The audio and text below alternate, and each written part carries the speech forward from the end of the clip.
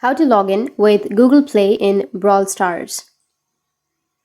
So if you want to log in with Google Play in Brawl Stars, then first you need to just open up your Brawl Stars application.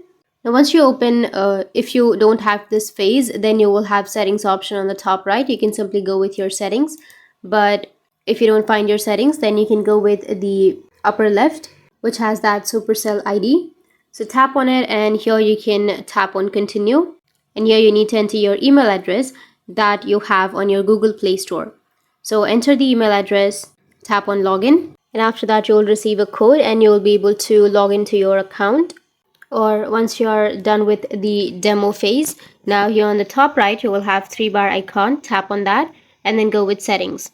And here you need to locate and tap on Google Play sign in button. You will have a red color button which says connect to your Google Play sign in. You just need simply tap on it and you'll be connected or logged in with your Google Play and your Brawl Stars. So that's it, and if you have any questions, feel free to comment below. Thanks for watching.